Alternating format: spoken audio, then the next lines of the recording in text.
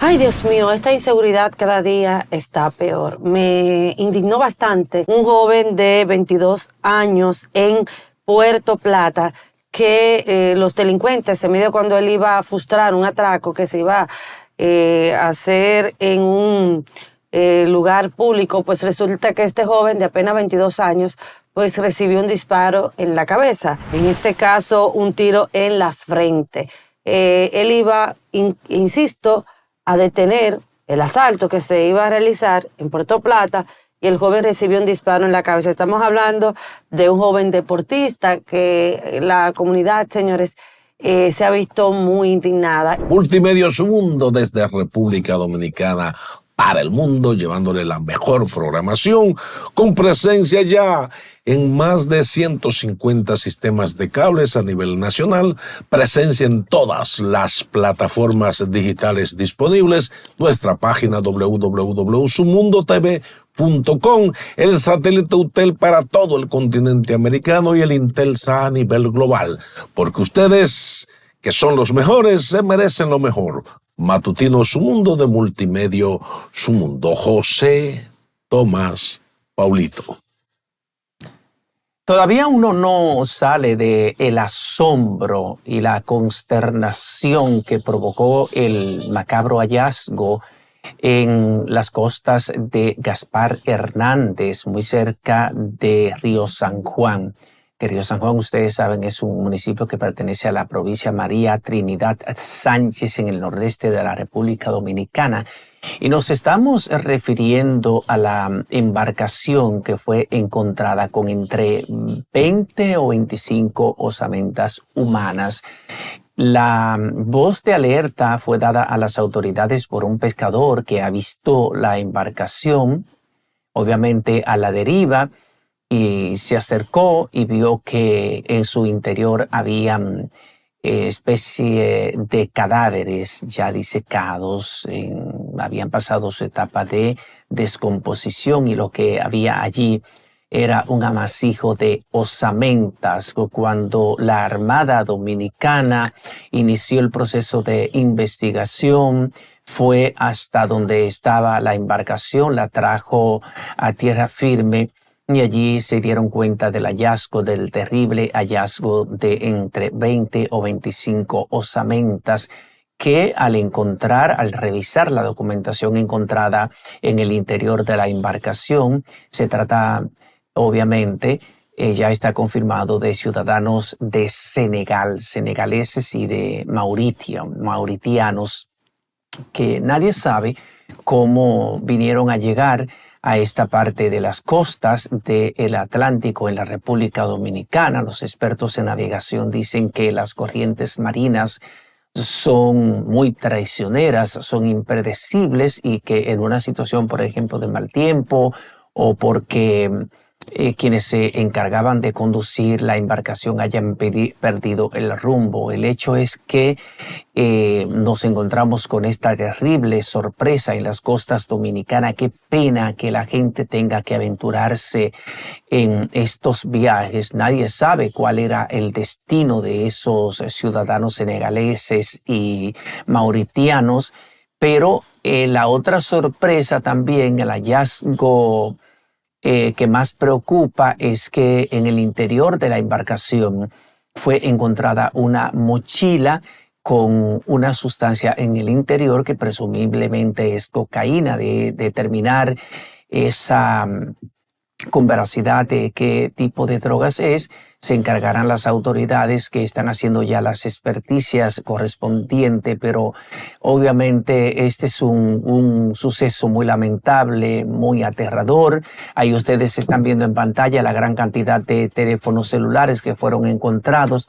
Entonces, esto, de alguna manera, por todo lo que fue encontrado allí, teléfonos celulares, drogas, uno piensa que se trataría de una transacción de drogas, pero bueno, generalmente el narcotráfico no envía tantas personas en una embarcación que va a transportar drogas, y no sería una embarcación de este tipo. Generalmente las embarcaciones que transportan drogas, que son utilizadas por el narcotráfico organizado, son embarcaciones rápidas, son lanchas, son botes de alta velocidad, pero bueno, la gran cantidad de teléfonos celulares, la droga que fue encontrada de alguna manera es un ingrediente adicional, un tema adicional de investigación para las autoridades dominicanas. Yo supongo que ya nuestras autoridades se han puesto en contacto con sus pares en Senegal y la isla de Mauricio para determinar, ¿verdad? Para tratar de encontrar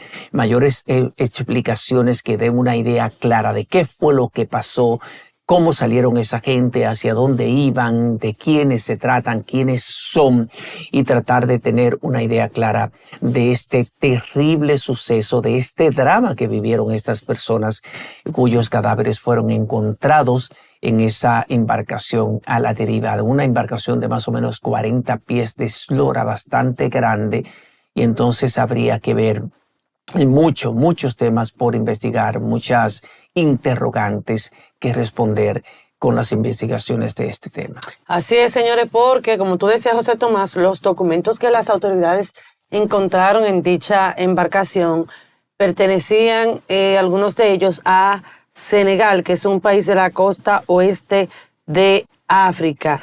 Además, señores, según las informaciones, el hallazgo se produjo cuando un grupo de pescadores de la costa norte se percataron de la presencia de la llora y al acercarse encontraron varios cadáveres. No ponemos las imágenes que la tenemos de los cadáveres porque la verdad son imágenes fuertes y ya a esta hora pues es un poco complicado. Miren que encontraron también celulares. Supuestamente, según lo que pude José Tomás y Marino leer, que fue encontrada esta costa, ¿verdad? Esta yola en la parte norte, pues al parecer la embarcación tenía como destino la isla de Puerto Rico. O sea, no se sabe de dónde realmente salió Boero hasta ahora. Uno se pregunta, o sea, son personas que según su identidad, algunos de ellos son de África. Hay que ver de dónde realmente venía. Y si el destino realmente era Puerto Rico. Me parece también, me corrigen compañeros, creo que he entendido que también en la embarcación encontraron, creo que fue que lo dijiste. Sí, encontraron drogas. Encontraron drogas, o sea que parece que, ustedes saben, miren las mochilas allí donde estaban. No sé si fue que tal vez se perdió la embarcación y lamentablemente en alta mar nadie pudo auxiliarlo, imagínense ustedes, y ellos perdieron la vida con hambre, deshidratados, el sol. Es lastimosamente porque estamos hablando de seres humanos, pero cuando ya ustedes ven estos teléfonos, los bultos con droga, ya ustedes saben cuál era el destino, o sea que no era nada agradable, Marina. Ahora, con todo el respeto, pero aquí no llega todo a nosotros, o sea, de verdad, esas personas encontrar esto aquí, o sea, estos pescadores, yo me imagino el susto que se llevaron al ver estas personas en este estado de descomposición, que yo entiendo que tenían más de 3 o 4 meses perdidos en alta mar, y parecen imágenes de película, la verdad que sí. Así es, ya se investigará los orígenes y las causas, porque ninguna embarcación va a salir de tan lejos para un destino aquí en el Caribe, porque para eso se necesita una embarcación de otras dimensiones y otras condiciones. Orar a Dios por sus almas y pedir también, señores, la comunidad internacional, fíjense más, señores, cómo podemos ir cambiando las situaciones de inequidad social que tienen nuestros pueblos. Muchas cosas de estas tienen que ver con la pobreza, gente que tiene que trasladarse a otros lugares para buscársela. Así anda el mundo, pero nada, señores, la que ya está lista ahí, preparada para servirnos las informaciones y darlo todo más relevantes del día, es nuestra compañera Aurelina Rosario, que ya la tenemos aquí. Buenos días, Aurelina, cuéntanos. Buenos días, amigos de Matutino Su Mundo. Aquí les traigo algunas de las noticias más destacadas hasta esta hora del miércoles. Iniciamos con legisladores de distintas bancadas quienes se mostraron con opiniones encontradas en torno a la propuesta de la reforma de la Constitución que presentó el presidente Luis Abinader para el próximo 16 de agosto en la Asamblea Nacional, que busca reducir 53 diputados en la Cámara Baja. Nicole Medina tiene el tema y nos presenta diferentes reacciones. Reducir 53 de los 190 diputados que en la actualidad tiene el Congreso Nacional forma parte de la propuesta que el presidente Luis Abinader presentó en la entrevista La Semanal, que conlleva 4 ejes fundamentales. La matrícula actual de diputados ha hecho el trabajo y existen otros renglones por donde se puede reducir presupuesto. Así lo manifestó Ramón Bueno del PRM. Los 190 legisladores existentes, con su alta y su baja, han hecho el trabajo para los que fueron electos. Nosotros creemos que hay una ley electoral que rige y dice el método de elección de cada legislador. Dionisio Restituyo no favorece que se unifiquen las elecciones ni con disminuir la cantidad de diputados, más bien propone eliminar el Senado. Yo estoy de acuerdo que tengamos un Congreso unicameral, que eliminemos el Senado y que dejemos solamente la Cámara de Diputados.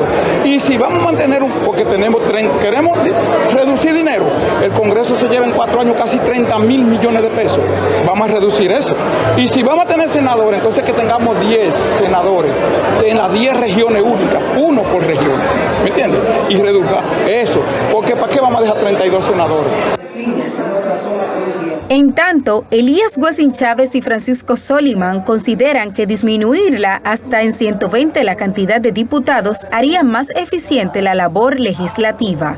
Eso no afecta a ninguno de ellos. Nadie sabe a quién va a afectar o a quién va a beneficiar. Por tanto, es el momento preciso y exacto para hacer la reducción. La calidad en el gasto necesita que se reduzca, además que eficientice el trabajo en la Cámara. Yo entiendo que no debe de ser una imposición lo que venga aquí al Congreso, porque hasta ahora ese es el clima que estamos viendo, aún recalcando las declaraciones recientes que hace el presidente, diciendo que los diputados de su partido no deben de hacer ningún tipo de propuesta, sino que deben de conocer esa que él dice. El presupuesto del Congreso Nacional para este año 2024 asciende a más de 7.000 millones, de acuerdo a lo explicado por el gobernante de la reducción del número de diputados, que plantea la posibilidad de eficientizar la labor legislativa. Nicole Medina, Noticias Su Mundo. El presidente de la República, Luis Abinader, encabezó el acto de apertura del Seminario Internacional sobre Ordenamiento Territorial y Ciudades Sostenibles, organizado por el Ministerio de Economía, Planificación y Desarrollo a través del Viceministerio de Ordenamiento Territorial y Desarrollo Regional. Esmirna Mateo nos completa la información. Se apertura el día de hoy. El primer mandatario destacó la importancia de esta ley, la cual definió como una de las más relevantes de los últimos años y el compromiso del gobierno. Esta ley es fundamental para nuestra sostenibilidad, tanto la sostenibilidad ambiental como también económica. Si destruimos nuestros recursos naturales, un país que es tan importante en el área turística, ¿qué nos va a quedar? Si no lo organizamos bien, ¿qué le vamos a enseñar a los turistas? Ha sido un camino bastante difícil, pero lo hemos logrado. Y aquí están los resultados. Y yo me siento sumamente orgullosa porque al final, cuando uno ocupa algunas posiciones de servicio público, sobre todo en el Poder Legislativo, donde muchas personas no entienden lo que hacemos, el legado que uno deja allí es precisamente estos proyectos que se convierten a largo plazo en una transformación en la estructura del desarrollo social de los países a los que nosotros representamos. El ministro de Economía, Planificación y Desarrollo, Pavel Issa, explicó que ese ministerio tiene un papel fundamental en la coordinación del Sistema Nacional de Ordenamiento Territorial y la planificación de políticas públicas relacionadas con el uso del suelo y los asentamientos humanos. Luego de un largo e intenso periodo de trabajo junto a otras entidades públicas, especialistas, organismos internacionales y entidades municipales y del sector privado, en este mismo mes de agosto, junto con la consultoría jurídica del Poder Ejecutivo, estaremos presentando a consulta pública la propuesta de reglamento de aplicación de la Ley de Ordenamiento Territorial. Ha sido una herramienta fundamental para materializar nuestra visión de una ciudad saludable, segura y sostenible. A través de este instrumento hemos logrado establecer vínculos directos entre las mejoras en el espacio urbano y su impacto en la calidad de vida de nuestros ciudadanos. Y otras actividades que realizan. En la conferencia de apertura, el viceministro Domingo Matías informó que se ha socializado con municipalistas y sociedad civil el reglamento del marco regulatorio que impulsa la nueva ley y las normas subsidiarias. República Dominicana es urbana. ¿Por qué es urbana República Dominicana? Porque en la década de los 60 un 30% de la población era urbana. No obstante, en el 2020 el 82% es urbana. Y eso se ha hecho bajo una expansión sin regulación que ha provocado condiciones desfavorables para la calidad de vida de la gente. El cónclave internacional promueve el ordenamiento territorial y su marco legal para el desarrollo sostenible, permitiendo adentrarse a una explotación de las ciudades del siglo XXI mediante una hoja de ruta que será fruto de 6 conferencias y 5 paneles en los cuales interactúan equipos técnicos ministeriales y especialistas internacionales de Colombia, Costa Rica, Nueva York y República Dominicana. Esmirna Mateo, Noticias Su Mundo. En otro tema, el Sindicato Nacional de Trabajadores de la Enfermería anunció un plantón de 3 horas en todos los hospitales de la región norte. Esto a fin de que el gobierno atienda sus demandas de incentivos por tiempo en servicio, nombramiento de enfermeras que trabajaron en la primera línea durante la pandemia y la creación de nuevos puestos en los controles de centros de salud. Así lo informó Francisco García, quien dijo que él mismo está planificado para el 13 de agosto en la parte frontal de los centros de salud. Sin las enfermeras, que es la pata principal, quiérase o no, de este sector, no se puede trabajar. Si un personal no se encuentra motivado, no va a dar un servicio de calidad. Y nosotros, ya a más de 3 años en diálogo y con la esperanza de su palabra dada ante nosotros, de que lo que le dieran a los médicos nos lo darían a nosotros, estamos en espera de una reunión que se iba a dar el próximo jueves. De esa reunión, los profesionales de la salud no descartan paralizaciones a nivel nacional en los diferentes hospitales. Y la Confederación Nacional de Juntas de Vecinos respalda la voluntad popular venezolana y los pronunciamientos del presidente Luis Abinader, quien junto a 17 países piden que sean contadas las actas con observación internacional de las pasadas elecciones en Venezuela. Plantear seriamente, junto con los presidentes o 17 presidentes que optaron por decidir respaldar a Venezuela en cuanto a que se respeten las elecciones y que se respete quién ganó en ese país. En ese sentido, nosotros como Confederación estamos respaldando en esta parte exclusivamente al presidente de la República, licenciado Luis Abinader Corona, porque es una persona que siempre ha demostrado transparencia y que le gusta aliarse a los mejores intereses y las formas de consenso no solamente en este país, sino en toda parte del mundo. Así. Y nosotros lo queremos acompañar también con la experiencia que tiene la Confederación Nacional de Juntas de Vecinos, con más de 10.000 juntas de vecinos en el país, porque no hay un paraje, un sector, un barrio que alguien nos diga yo soy dirigente de junta de vecinos. Como nosotros hemos aprendido a que hay que respetar en las elecciones que se hacen en una comunidad pequeña, sea carenciada, sea rica, no importan las condiciones, a que las decisiones de la mayoría hay que respaldarlas y tenemos que respetar el derecho de las minorías.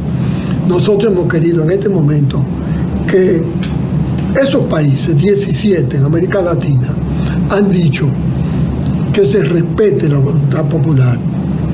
Quédense ahí, por favor, para hacer la suya. En las últimas semanas, Venezuela ha estado bajo una avalancha de protestas luego de los resultados considerados por muchos como fraudulentos de las elecciones que dieron como ganador nuevamente a Nicolás Maduro. Sí, ¿verdad? Claro. Porque ya tenemos aquí a nuestro invitado. Sí, señor. El señor es Francisco Aristi. Él es abogado, especialista en seguridad social. Es una persona muy vinculado a la seguridad social desde el inicio de la aplicación de la Ley 87-01 que instituyó el Sistema Dominicano de Seguridad Social en nuestro país en el 2021. Damos la bienvenida al doctor Francisco Aristi. Buenos días. Muchas gracias por la invitación. Estoy a su disposición para servirle. Cualquier pregunta. Bueno, eso es un tema, José Tomás, de mucho interés para el ciudadano, sobre todo para los trabajadores, envejecientes. Y me gustaría que usted nos hablara un poquito de la realidad que hay actual, sobre todo con un proyecto de ley, como le dije ya, tras vestidores, como decimos, sí, tras cámaras, un proyecto de ley de seguridad social que todavía descansa en el Congreso y que al parecer los legisladores no les interesa por los intereses económicos de familias y de empresas que hay allí. Me gustaría que usted nos hablara un poquito de la realidad que hay actualmente en República Dominicana. Muchas gracias. Mire, ustedes saben que nosotros teníamos una ley 1896 sobre seguros sociales, que estuvo vigente desde el año 1948 hasta el año 2001, que fue promulgada la ley 8701, que creó el Sistema Dominicano de Seguridad Social. Esa ley 1896, ustedes recuerdan, que contemplaba un sistema de pensiones de reparto. Y todos los servicios los otorgaba el Instituto Dominicano de Seguros Sociales. Es decir, el Instituto Dominicano de Seguros Sociales era administradora de fondos de pensiones, era administradora de riesgo de salud, prestaba los servicios de salud, pagaba las pensiones, pero todos los afiliados, todos los trabajadores que estaban afiliados al Instituto Dominicano de Seguros Sociales, tenían que recibir los servicios de salud a través de la red de clínicas del Instituto Dominicano de Seguros Sociales. Los trabajadores no tenían derecho a ir a una clínica privada, ustedes recuerdan eso. Esa ley era excluyente, nada más protegía a los empleados privados y hasta determinado tope salarial. La última categoría salarial aprobada por el Consejo Directivo del Instituto Dominicano de Seguros Sociales era 4.003 pesos con 97 centavos. Es decir, 4.004 pesos. Entonces, los empleados que devengaban un salario por encima de 4.004 pesos, el empleador no tenía la obligación de cotizar por ello para el Seguro Social. No protegía a los empleados públicos, ustedes se acuerdan que esa ley no protegía, nada más protegía a los empleados del sector privado, ni tampoco protegía a la familia del trabajador. Por ejemplo, esa ley no contemplaba una pensión de sobrevivencia si el trabajador fallecía para el cónyuge y para los hijos. Bueno, después de tantos años, la sociedad dominicana demandaba de una ley que protegiera a toda la población. Fue un fenómeno que se dio en el mundo, lo que se llama la universalización de la seguridad social. Y el 9 de mayo fue promulgada la ley 8701, que creó el Sistema Dominicano de Seguridad Social. Esa ley creó una serie de instituciones, es plural, creó una serie de instituciones. O sea, que de manera integral trabaja en este tema. Exactamente. Vamos a decir, el Estado le otorgó una concesión al sector privado en lo que es la administración de los riesgos de salud y la prestación de los servicios de salud. También en la administración de los fondos de pensiones, que son las AFP. Sí, es una concesión que le otorgó el Estado para administrar los riesgos y para prestar los servicios. Ahí estamos, para que el público pueda entender, por ejemplo, el tema de los seguros médicos. Cuando usted va, ¿qué le cubre, qué no le cubre? Y si usted tiene el perfil para que le dé el Estado, en este caso, el seguro médico. Y el tema, por ejemplo, de las pensiones, aquellas personas, por ejemplo, sus ahorros, ¿verdad? Durante todo 20 años, 30 años, que les sale en ese sentido, para que el público pueda entender. Exacto, correctamente. O sea, doctor, básicamente tres instancias, ¿verdad? La Superintendencia de Salud y Riesgos Laborales, que es la que conocemos como CISALRIL, la Superintendencia de Pensiones, que es la que conocemos como CIPEN, la Tesorería de la Seguridad Social, la llamada TSS, y la Dirección de Defensa de Afiliados, que es la DIDA. Son cuatro instancias importantes. Correctamente, sí. Como bien usted mencionó, ahí hay tres instituciones reguladoras. Creo que no mencionaste el Consejo Nacional de Seguridad Social. Sí, porque es el ente deliberativo. Rector. Exactamente. Hay tres instituciones que son reguladoras, que es el Consejo Nacional de Seguridad Social, la Superintendencia de Salud y Riesgos Laborales y la Superintendencia de Pensiones. La ley establece que las resoluciones de esas instituciones son normas reguladoras del Sistema Dominicano de Seguridad Social. Entonces, con la nueva ley 8701, como bien usted señala, por primera vez en nuestro país se adoptó el sistema de pensiones de capitalización individual. Con la ley 1896, como yo le expliqué, existía un sistema de pensiones de reparto. ¿Cuál es la diferencia entre el sistema de pensiones de reparto y el sistema de pensiones de capitalización individual? En el sistema de pensiones de reparto solamente hay una cuenta donde se depositan los fondos de pensiones de todos los trabajadores. En el sistema de pensiones de reparto, las pensiones no dependen de los aportes que haya hecho el trabajador al fondo de pensiones. En el sistema de pensiones de reparto, las pensiones están establecidas por ley. Por ejemplo, la ley 379, nosotros teníamos, antes de la ley 8701, del 9 de mayo del año 2001, nosotros teníamos dos sistemas de pensiones de reparto, que era el sistema de pensiones de reparto de la ley 1896 sobre seguros sociales, que era para los empleados privados, y teníamos el sistema de pensiones de reparto de la ley 379 del año 1981 sobre pensiones y jubilaciones de los funcionarios y empleados públicos. Es decir, era de los empleados públicos. Entonces, cuando se promulgó la ley 8701, se adoptó en el país el sistema de pensiones de capitalización individual. En el sistema de pensiones de capitalización individual, las pensiones no están definidas. Las pensiones dependen de los ahorros que haya acumulado el trabajador en su cuenta de ahorro individual y de su esperanza de vida al momento del retiro. Es decir, las pensiones dependen, por ejemplo, si una persona se pensiona a los 60 años, se verifica cuál es el fondo de pensiones que tiene y se prorratea por su esperanza de vida. En el sistema de pensiones de reparto existen dos opciones que tiene el trabajador para elegir la pensión. Existe una pensión bajo la modalidad de retiro programado. En ese caso, el trabajador deja su fondo de pensión en su AFP, pero asume el riesgo de longevidad y rentabilidad futura. ¿Qué significa eso? Que si se termina ese fondo de pensiones, se terminó su pensión, se deja de pagar su AFP, su pensión o la AFP. Ahora, en el sistema, cuando es de renta vitalicia, es decir, yo le dije que el trabajador tiene dos opciones, retiro programado o renta vitalicia. En la pensión bajo la modalidad de renta vitalicia, el trabajador le ordena a su AFP transferir su fondo de pensiones a una compañía de seguros para que la compañía de seguro asuma el riesgo de pagar una renta vitalicia, una pensión vitalicia. Ese es el sistema de pensiones de capitalización individual, donde, les repito, las pensiones dependen de los ahorros que haya acumulado el trabajador en su cuenta de ahorro individual y de su esperanza de vida. En el sistema de pensiones de reparto no es así.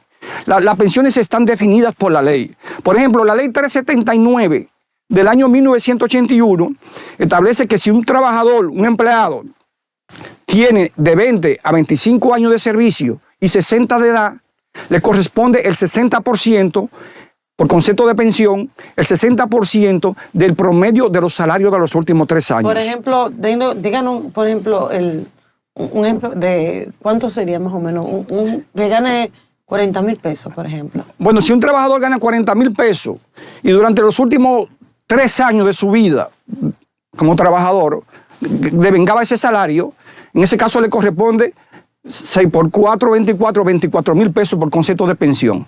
Si prestó servicio de 20 a 25 años. Ahora, si prestó servicio de 25 a 30 años, la ley establece un 70%. Si el trabajador ganaba 40,000 pesos y el promedio de los últimos 3 años de salario era 40,000 pesos, el 70%, estamos hablando que 7 por 4, 28, su pensión sería de 28,000 pesos. Ahora, la ley establece que si un trabajador tiene de 30 a 35 años de servicio y 60 de edad, la ley establece le corresponde un 80% del promedio de los salarios de los últimos 3 años. ¿Y eso se cumple aquí? Sí, eso se cumple. Se cumple, sí, pero se con cumple. los salarios, pero muy mínimo, ¿verdad? No, en base al salario que tiene registrado el trabajador en la seguridad social, el salario que está cotizando el trabajador en la seguridad social. Si el empleador lo tiene registrado con su salario real, bueno, la pensión se va a otorgar de acuerdo con los porcentajes que yo le comenté. Sí, pero usted sabe que le puse un ejemplo, pero la realidad que hay en el país es todo lo contrario. O sea, hay personas que, por ejemplo, y discúlpame José Tomás, tienen de pensión son 8, 9, 10 mil pesos, 11 mil pesos. Usted dice, ¿y cómo una persona sobrevive con 12 mil pesos? Por ejemplo, un envejeciente ya de 60 y pico de años que ya tienen que tomar, por ejemplo, medicamentos para la presión, para el azúcar, y cualquier medicamento ahora te vale 2,000 y pico de pesos y el seguro no te lo cubre del todo. O sea que es penoso lo que está pasando. Sí, indudablemente que como en este país hay bajos salarios, las pensiones son bajitas. Muy bajitas. Pero la tasa de reemplazo es el porcentaje que va a recibir el trabajador por concepto de pensión al momento de su retiro. El porcentaje con respecto al salario. Eso se llama tasa de reemplazo en seguridad social. Uh-huh. La tasa de reemplazo va a depender del salario. Si el trabajador gana 10,000 pesos, por ejemplo, y está en el sistema de reparto, vamos a suponer, porque el salario mínimo actual, lamentablemente, público, son 10,000 pesos.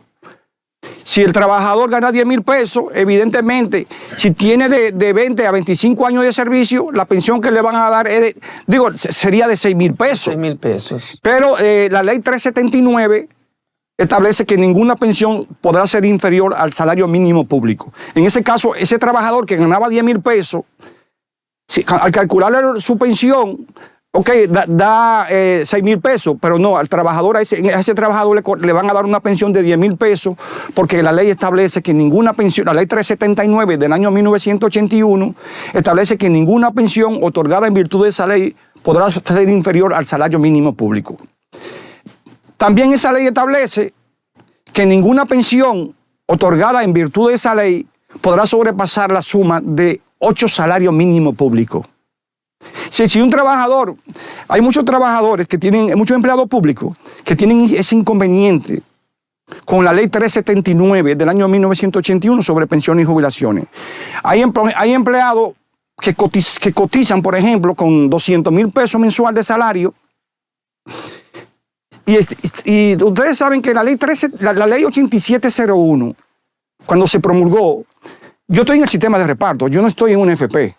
La ley 8701 le dio la opción al trabajador, a lo que estaban cotizando para el sistema de reparto de la ley 379, le dio la opción al trabajador de quedarse en el sistema de reparto o de pasar al sistema a una FP, es decir, al sistema de capitalización individual. Yo me quedé en reparto, yo nunca he estado en una FP. A mí quien me va a pensionar es el Estado, la Dirección General de Jubilaciones y Pensiones del Ministerio de Hacienda, en virtud de la ley 379 del año 1981. Ahora, yo he estado cotizando no importa en el sistema de pensiones que tú estés, ya sea en reparto o capitalización individual, cotizamos igual. La cotización que estableció la ley 8701 para pensiones es 9.97 del salario. De ese 9.97, el trabajador contribuye con un 2.87 de su salario. Si un trabajador gana 10,000 pesos, 287 pesos le descuentan todos los meses para pensiones. Okay. Y el empleador paga el 7.10 para 9.97. Ahora, de ese 9.97, el trabajador se deposita en la cuenta de ahorro individual de cada trabajador el 8.40 de su salario. Si un trabajador gana 10,000 pesos mensuales, todos los meses ahorra 840 pesos. Si un trabajador devenga un salario de 100,000 pesos mensuales, todos los meses ahorra 8,400 pesos. Eso es para su cuenta de ahorro individual. Okay. Usted trabajó por mucho tiempo en la Superintendencia de Salud y Riesgos Laborales. Correctamente. Y aunque hay reclamos por diferentes vías, el movimiento sindical, los trabajadores en sentido general que cuestionan desde el inicio las inequidades e injusticias de esta ley, de la ley 87-01, porque hay expertos que dicen que fue una ley que nació con muchas debilidades, pero bueno, es la ley quizás posible que podíamos lograr en ese momento. Pero hay reclamos para las reformas a esta legislación, la ley 87-01 de Seguridad Social, para mejorar sobre todo aspectos importantes en lo relacionado con la cobertura del seguro de salud y riesgos laborales. Por ejemplo, el tema del copago, el tema de los procedimientos médicos que cubre el seguro o no cubre, la discrecionalidad que tienen las ARS, las administradoras de riesgos de salud, para determinar qué medicamento cubre el seguro y qué medicamento no. Esas son debilidades que tienen que ser superadas. Según tengo entendido, usted ha sido autor o coautor de varios proyectos de reformas a la Ley de Seguridad Social. Explíquenos, por favor, cuáles son esos aspectos más importantes que usted entiende que deben ser reformados, modificados y mejorados en beneficio de la clase trabajadora. Bueno, mira, en lo que respecta, por ejemplo, al sistema de pensiones de capitalización individual, bueno, ustedes saben que también es necesario modificar el artículo 24 de la ley. Yo no sé si ustedes han oído comentar que el artículo 24 de la ley 8701 establece que para que una resolución pueda ser aprobada por el Consejo Nacional de Seguridad Social, tiene que contar con la mayoría de los votos presentes, pero siempre que se cuente con el voto favorable de un representante de los empleadores, de un representante de los trabajadores y de un representante del gobierno. O sea, un representante de cada uno de los sectores que tienen presencia en el Consejo Nacional de la Seguridad Social, que son el gobierno, los trabajadores y los empresarios. Exactamente. Pero además, el grave problema es el poder de veto. Eso, o sea, con uno de los sectores que se oponga, ya esa resolución no puede ser aprobada. Entonces, una de las propuestas que yo he hecho es que se modifique el artículo 24 de la ley 8701.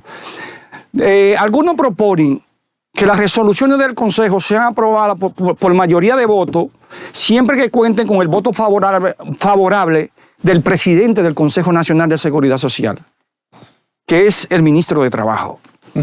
Pero yo he elaborado una propuesta más democrática, que las resoluciones del Consejo sean aprobadas por mayoría de votos siempre que cuente con el voto favorable del presidente del Consejo y de un representante de los empleadores o de los trabajadores.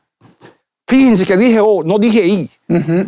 ¿Comprenden? Es decir, en ese caso, la resolución del Consejo sería aprobada si cuenta con el voto favorable de del presidente del Consejo y de un representante de los empleadores. O si la resolución cuenta con el voto favorable del presidente del Consejo y un representante de los trabajadores. De modo que si la resolución, la propuesta, afecta a los empleadores, pueda ser aprobada siempre que cuente con el voto favorable del presidente del Consejo y de un representante de los trabajadores. Okay. Entonces, esa es una de las propuestas que hemos hecho. Las pensiones, por ejemplo. Ay, Dios. Nosotros tenemos, oye, la gente, ustedes saben que muchos comentan que los trabajadores al momento de su retiro, luego de cotizar 30 años y retirarse a los 60 años de edad, que la ley establece el retiro a los 60, van a recibir una pensión de un 22 a un 25% de su salario como tasa de reemplazo. De acuerdo con los ejercicios que yo he hecho, si un trabajador cotizara 30 años en este sistema de pensiones de capitalización individual y se retirara a los 60 años, recibiría una pensión equivalente al 35.3% de su salario.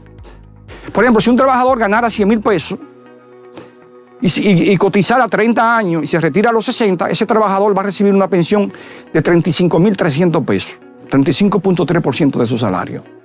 Que es una pensión muy bajita. Muy bajita. Eso es bajito. Imagínese uno que reciba 12 mil pesos y 8. Exactamente, una pensión muy bajita. El convenio 102 de la OIT sobre normas mínimas en materia de seguridad social es el convenio más importante en materia de seguridad social, el convenio internacional. Establece la obligación de los estados de garantizar las pensiones con una tasa de reemplazo de un 40%. Entonces, aún un 35.3% está por debajo de la tasa de reemplazo que establece el convenio 102 de la OIT, que es un 40%. Pero señores, nosotros tenemos la tasa de cotización más bajita del mundo en materia de pensiones. Yo quiero que ustedes sepan, como yo lo dije ahorita, la tasa de cotización de nosotros es 9.97 y la ley establece que el trabajador ahorra de ese 9.97 el 8.40. En España, la tasa de cotización en materia de pensiones es un 28%. Ya te saben.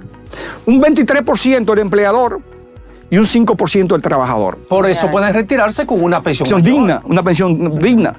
En Brasil... Tienen que matarse aquí para poder retirarse y no te van a dar una pensión digna, José Tomás. En Brasil, la tasa de cotización es 31% de pensiones. El 21% contribuye al empleador y el 10% al trabajador de su salario. Ay, Dios. En Colombia hay un 16%. 12% contribuye el empleador y 4% contribuye el trabajador para el sistema de pensiones. ¿Cuánto te propone en ese proyecto de ley que está en el Senado, en el Congreso Nacional? Buena pregunta. Mire, yo he hecho los estudios, los ejercicios, y para que un trabajador pueda recibir una pensión al momento de su retiro, un trabajador que cotizara 30 años y se retirara a los 60 años de edad, para que pueda recibir una pensión digna, más o menos equivalente al 60% de su salario, el trabajador tiene que ahorrar mensualmente, en vez de un 8.40 de su salario, el 14.3% de su salario. Entonces, por consiguiente, la tasa de cotización se elevaría a un 16%. A un 16%, por las otras partidas que establece la Ley de Seguridad Social. Porque de ese 9.97 hay una partida que es 0.07 que es para financiar las operaciones de la Superintendencia de Pensiones. Porque la Superintendencia de Pensiones no recibe un subsidio estatal. Un subsidio. No recibe dinero del presupuesto general de la nación. No tiene una asignación presupuestaria. La Superintendencia de Pensiones y la Superintendencia de Salud y Riesgos Laborales se financian con el 0.07 que establece la cotización del seguro de vejez, discapacidad y sobrevivencia, pensiones, y el 0.07 que establece la cotización del seguro familiar de salud. Yo quiero que ustedes sepan que cada seguro, la ley contempla 3 seguros obligatorios para garantizar las prestaciones a los trabajadores. El seguro de vejez, discapacidad y sobrevivencia, que eso es pensiones. Se llama seguro de vejez, discapacidad y sobrevivencia, porque ese seguro establece pensiones por vejez, pensiones por discapacidad, si el trabajador sufre una discapacidad permanente para el trabajo, y pensiones de sobrevivencia. El seguro familiar de salud es el otro seguro que contempla la ley, que contempla como prestación para los trabajadores el plan básico de salud que administran las ARS. La función de las ARS, señores, es administrar el riesgo de la provisión, de la cobertura del plan básico de salud, mediante un pago per cápita establecido por el Consejo Nacional de Seguridad Social. Doctor. Pero además del plan básico de salud, el Seguro Familiar de Salud contempla como beneficio para los trabajadores los subsidios. Si subsidio por enfermedad, si el trabajador se enferma, recibe un subsidio durante el periodo de su enfermedad, de su incapacidad para el trabajo. También contempla el subsidio de maternidad y subsidio de lactancia. Esas son las prestaciones del Seguro Familiar de Salud. Pero también la ley contempla el tercer seguro, vamos a decir así, en el libro 4 de la ley, que es el seguro de riesgos laborales. Doctor, el tiempo lo tenemos encima.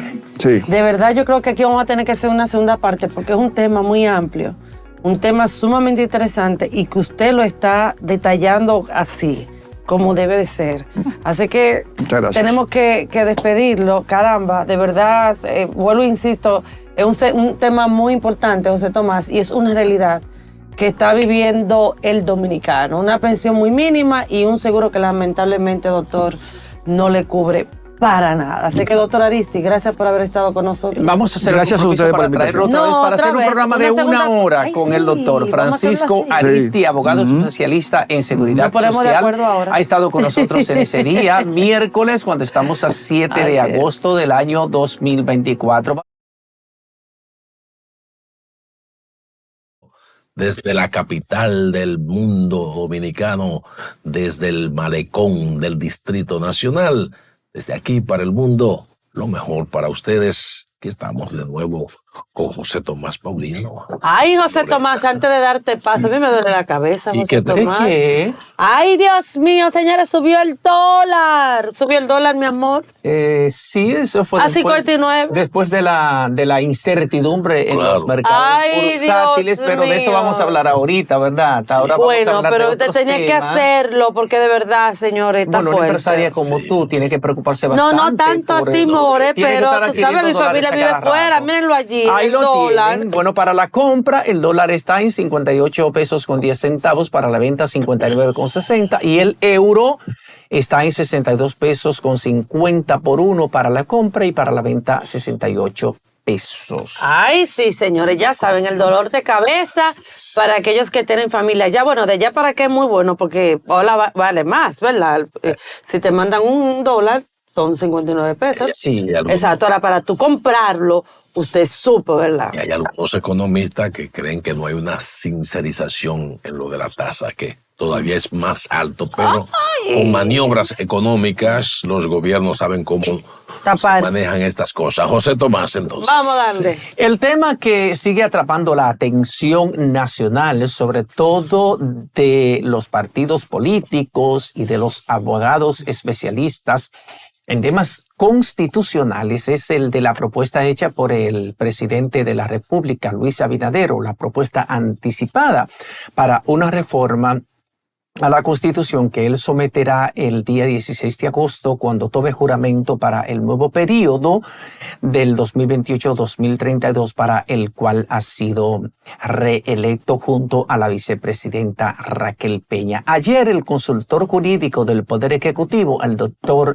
Antoliano Peralta, se reunió en el Palacio Nacional con 50 abogados especialistas en temas constitucionales para debatir, para hablar sobre las reformas propuestas por el presidente de la República, Luis Abinader. Es importante conocer las opiniones de estos jurisconsultos a nivel nacional. Ya como saben, previamente el presidente de la República había tomado como el pulso de la opinión pública sobre las propuestas porque en su canal de WhatsApp él puso las propuestas que hacía la reforma a la Constitución para obtener el punto de vista de los ciudadanos que entraran a su canal de WhatsApp a votar, y hubo una participación superior a los 114,000 ciudadanos. La gran mayoría de ellos opinaron a favor de estas propuestas que hace el presidente de la República. El tema más controvertido es el relacionado con la reducción en 53 de la matrícula de la Cámara de Diputados. El presidente quiere que solamente haya 137 diputados. Uno piensa que sí, que aquí tenemos un Congreso supernumerario. Hay algunos que también piensan en la posibilidad y en lo conveniente de que tengamos solamente una sola Cámara congresual, porque la cantidad de legisladores no implica una mejor calidad en el debate y en las leyes que produce el Congreso Nacional. La calidad está determinada por el nivel de honestidad, de seriedad y de responsabilidad con que cada legislador asuma el mandato que han puesto los electores sobre sus hombros.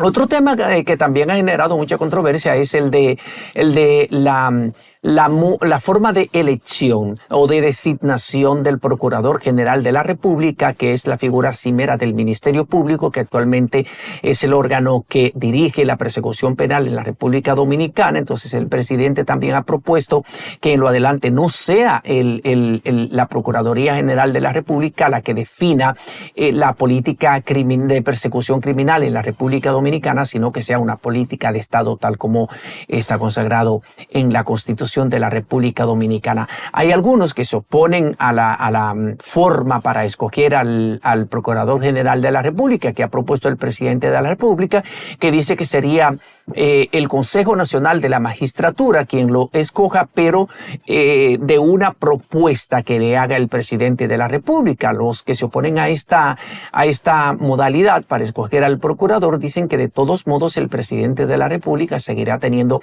incidencia en la designación de la figura cimera del Ministerio Público. Hay quienes entienden que no importa quién sea el procurador ni la manera en cómo lo designen, que la independencia no viene determinada por la forma o por quien escoja al procurador, sino por una actitud personal de quien ostente esa posición. Depende de la visión de esa persona, de su criterio, de la responsabilidad, de su criterio, de la honestidad, de el apego a las normas éticas y morales con las que actúa. Entonces esa persona, si entiende que lo mejor es actuar con independencia de criterio y de acción, entonces eso garantiza la independencia. Pero bueno, habrá que esperar el 16 de agosto cuando el presidente someta la reforma ya de manera formal al Congreso Nacional, porque entonces ahí es cuando habrá un debate y habrá de abrirse un escenario para que participen todos los actores de la República Dominicana, pero que esta reforma, dice el presidente también, que procura cerrarle el paso al abuso de los políticos en el ejercicio del poder y para buscar reelecciones por tiempos indefinidos. Así es, José Tomás. Miren, señores, por otra parte, ay, Dios mío, esta inseguridad cada día está peor. Me indignó bastante un joven de 22 años en Puerto Plata que los delincuentes, en medio cuando él iba a frustrar un atraco que se iba a hacer en un lugar público, pues resulta que este joven de apenas 22 años pues recibió un disparo en la cabeza, en este caso un tiro en la frente. Él iba, insisto, a detener el asalto que se iba a realizar en Puerto Plata y el joven recibió un disparo en la cabeza. Estamos hablando de un joven deportista que la comunidad, señores, se ha visto muy indignada. Y uno se pregunta, ¿hasta cuándo vamos a permitir que estos delincuentes sigan tomando más control, que la delincuencia y la seguridad siga cada vez más incrementándose en el país, a pesar de los programas, ¿verdad? Que en este caso las entidades de seguridad, tanto Policía Nacional, Ministerio de Interior y Policía, quien es que desarrolla las políticas y quien también establece los programas, hasta cuándo la población buena, gente buena, jóvenes buenos, van a seguir muriendo en manos de la delincuencia. Por ejemplo, también, esto va, señores, porque le digo que aquí uno ve todo, esto va también de la mano de que las autoridades hicieron un levantamiento, y es que la delincuencia organizada, señores, está instalando cámaras en las calles para poder ver lo que está haciendo la Policía Nacional y vigilar a la Policía Nacional. Sí, la delincuencia organizada, señores, el crimen organizado está instalando cámaras en las calles a nivel nacional para ellos poder vigilar a la policía y saber cuándo van a hacer y qué no van a hacer. Por ejemplo, el ministro de la Presidencia, Joel Santos, por ejemplo, dijo que se eliminó algunas detectadas, por ejemplo, en Sánchez, municipio de la provincia de Samaná, y él mismo descartó que se retiraran las cámaras que funcionaran en los comercios, o que funcionan más bien en los comercios legalmente establecidos. A través de estas cámaras de videovigilancia, los integrantes de las bandas delictivas logran frustrar operativos policiales. Ya ustedes saben cómo está el crimen organizado aquí, que ellos mismos están instalando su cámara, pero ellos vigilan a la policía. En vez de las autoridades colocar cámaras para que sea la policía, ¿verdad? Y ellos mismos que vigilen las áreas, no. Aquí el crimen organizado, o sea, los delincuentes, están dándole seguimiento a las policías. Entonces, esto también va de la mano con la hermosa Farideh Raful, política del PRM y sobre todo actual ministra de Interior y Policía, la cual fue designada hace aproximadamente ya unos días.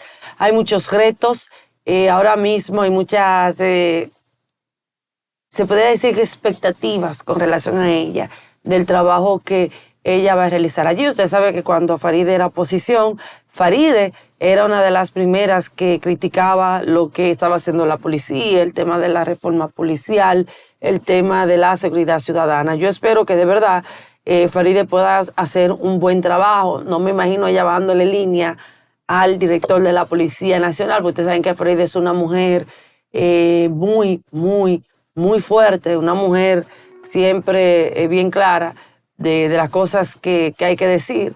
Para mí fue un decreto, lo dije desde aquí también, que realmente, no sé, es un tema, diría yo, caliente, una bola caliente que le pusieron en la mano para una manera u otra tal vez afectarle su imagen, y más con lo que pasó también, ustedes saben, esto va de la mano con el tema de la candidatura a la senaduría del Distrito Nacional, la cual ella no fue.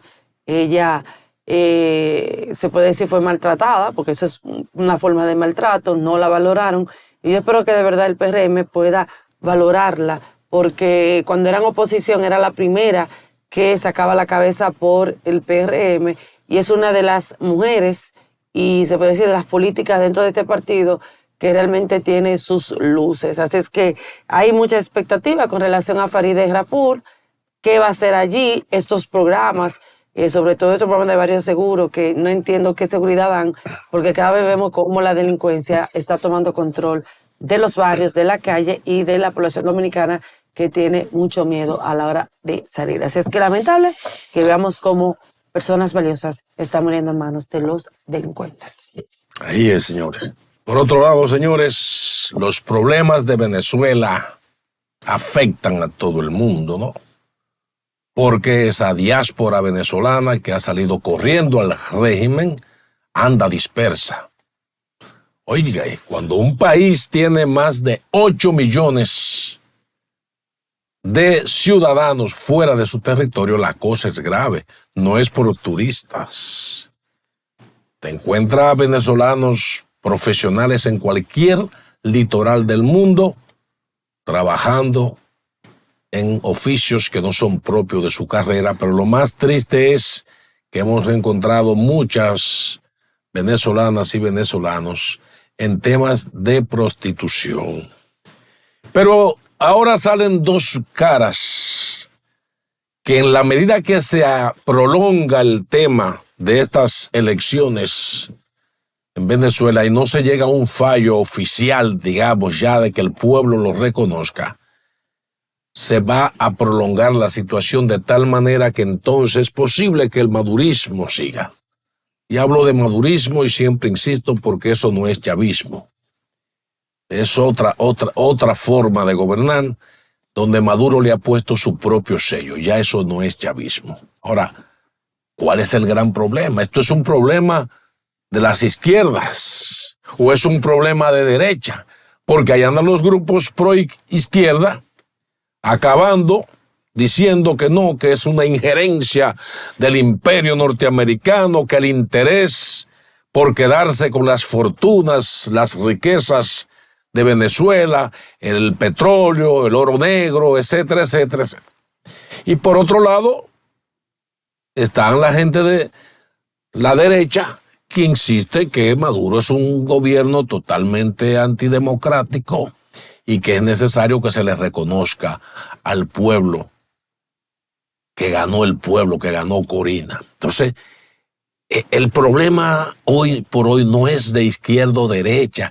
Ya hoy son otros tiempos lo que tiene el mundo. Es quién es que defiende la vida y quién no.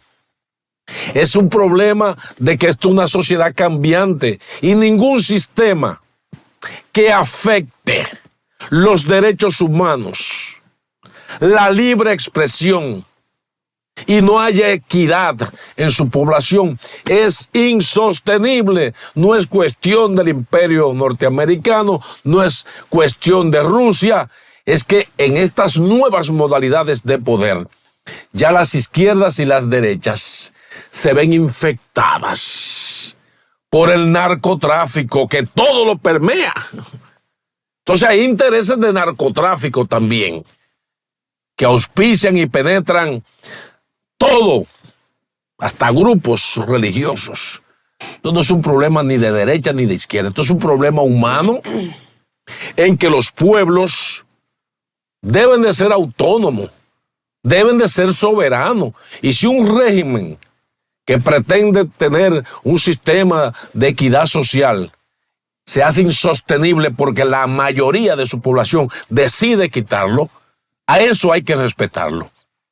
Y no politizar el tema de izquierda o derecha cuando usted sabe que en el fondo nadie se va a ir de un país si está bien.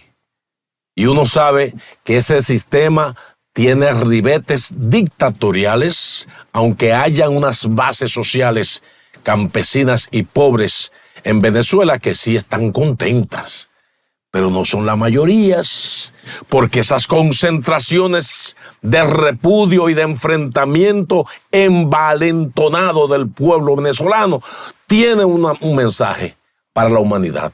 De ahí que gobiernos, diferentes países han decidido reconocer a la oposición como triunfadora.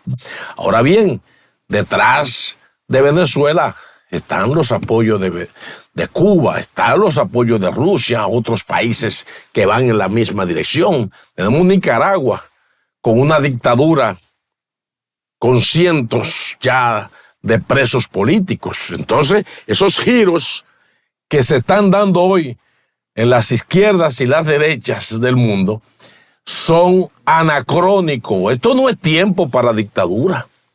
Las modernidades y la democratización de la comunicación hoy es un tema a enfrentar, porque todo lo que ocurre en cualquier parte del mundo se puede ver en tiempo real a través de las redes sociales. Entonces, es muy difícil que se puedan ocultar las realidades. Entonces, muestre el sistema sus realidades, muestre la oposición sus propias realidades y entonces los pueblos sacan sus conclusiones. El problema de Venezuela no es de derecha ni izquierda.